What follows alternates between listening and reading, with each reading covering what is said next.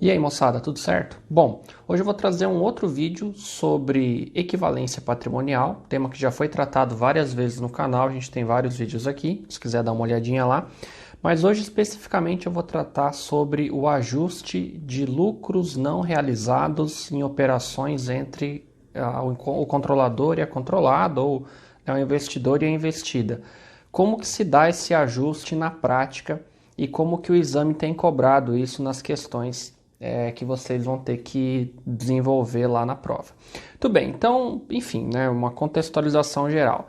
É muito comum que quando uma empresa invista na outra, e seja na condição de controlador, seja na condição só de coligada, essas empresas transacionem entre si. É muito comum, né? Então, né, até por uma questão eventualmente estratégica, enfim, a empresa controladora adquiriu uma participação relevante na controlada, justamente para poder usufruir de mercadorias ou de serviços a um preço mais baixo, enfim.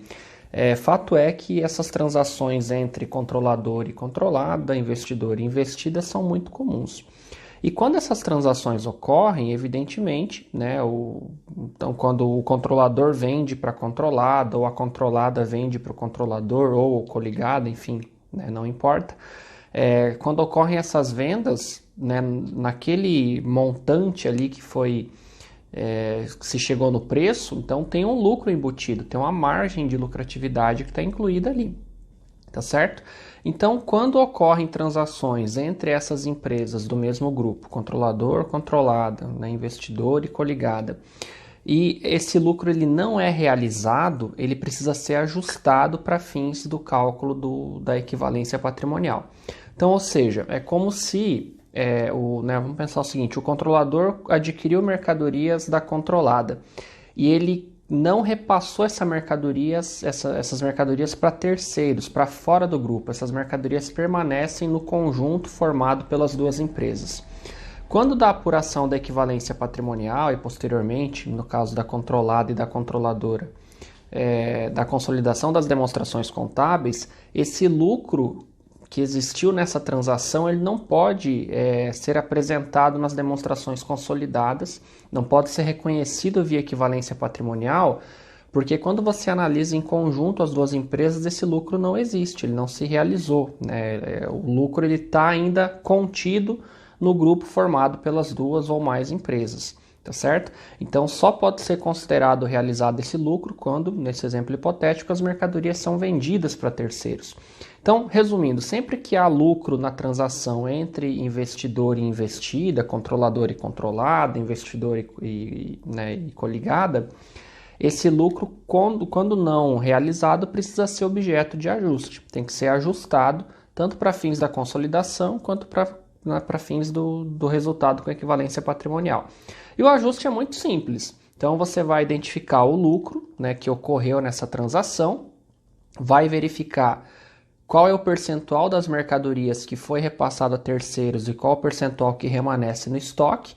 E em relação a esse percentual de mercadorias que remanesce no estoque, você vai fazer a exclusão do lucro, tá certo? Então, no caso das empresas, quando elas são controladas, né, então numa relação de controle, 100% do lucro não realizado é eliminado. E quando as empresas são coligadas, esse resultado não realizado, esse lucro, ele é eliminado na proporção da participação de uma empresa na outra. Beleza? Tudo bem, então esse tema já foi tratado em outros vídeos no canal, recomendo que deem uma olhadinha.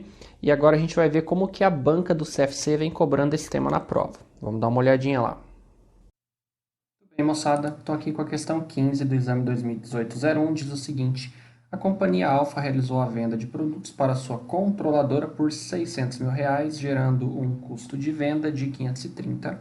No final do exercício, remanescia no estoque da controladora 50% das mercadorias adquiridas da controlada. O valor do ajuste referente ao lucro não realizado para fins de cálculo da equivalência patrimonial é D. Tudo bem, então vejam, a gente tem aqui a situação em que metade das mercadorias adquiridas pelo controlador permanecem no estoque, ou seja, não foram repassadas para terceiros. Então, isso demanda um ajuste para fins do cálculo de equivalência. Vejam, a questão nem indica a proporção do investimento da Alfa na controlada tendo em vista que essa informação para nós é irrelevante. Por quê? Porque como a relação entre as empresas é de controle, 100% do lucro não realizado ele é ajustado, certo? Independente do percentual de participação de uma empresa na outra.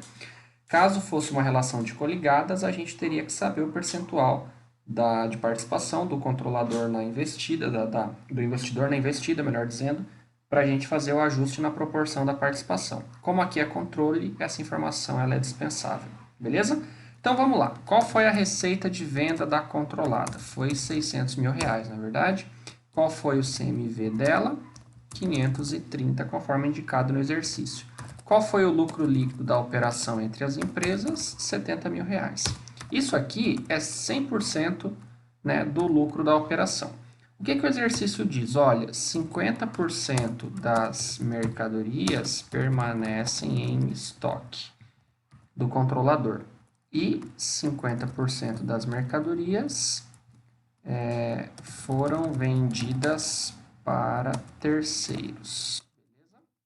Tudo bem. Então, ou seja, qual é o percentual dessas mercadorias, né, e desse lucro a gente vai ter que ajustar? O equivalente a essas mercadorias que estão aqui e que ainda permanecem no estoque, tá certo? Então é isso aqui que a gente precisa ajustar. Tudo bem, então a gente tem lá que 70 mil é 100% do lucro, 50% permanece no estoque, então, que vai, né, exatamente necessitar o ajuste que a gente tem que fazer para fins do cálculo de equivalência. Quanto vai dar isso? 35 mil reais. Beleza? Então, esse aqui é o ajuste relativo ao lucro não realizado entre as empresas. Legal? Vamos lá e verificar as alternativas. Então, aqui responde a nossa questão aqui, letra C de casa, responde adequadamente aí a questão, né, o item que a gente está procurando. Beleza? Então vejam, é um tema bastante tranquilo, ele já foi objeto de vários vídeos aqui no canal, então a gente já tem um conjunto de informações bastante grande a respeito do tema. É claro que não dispensa o estudo aí do livro, né, e dos demais conteúdos aí para que vocês tenham um aprofundamento legal, mas a quantidade de vezes que a gente já tratou esse tema aqui no canal já tem uma boa quantidade de informação e também já evidencia o quanto o CFC e também as bancas de concurso gostam de cobrar esse tema aqui nas provas. Então é bastante importante que a gente tenha uma boa compreensão, consiga entender bem esses meandros aqui, para não perder uma questão dessa, que é uma questão relativamente simples para resolver, quando a gente tem aí o conhecimento a respeito desses temas específicos aqui da equivalência patrimonial. Beleza, moçada? Então, por esse Detona CRC é isso. Caso tenha ficado alguma dúvida, deixe aí nos comentários, alguma sugestão de tema, deixe aí também. Enfim, deixe a sua opinião sobre o tema, é sempre importante ver o que vocês pensam e, enfim, como vocês avaliam essa questão aqui do método de equivalência patrimonial. Isso ajuda para que a gente possa fazer esclarecimento de dúvidas e, enfim, né, conversar sobre um tema que é relevante. Beleza? Também pedir para se inscrever no canal e compartilhar com os amigos aí que estão estudando, que ajuda a espalhar a mensagem. Beleza, moçada? Então, por esse Detona CRC é isso. A gente se encontra no próximo vídeo. Bons estudos e até mais. Valeu!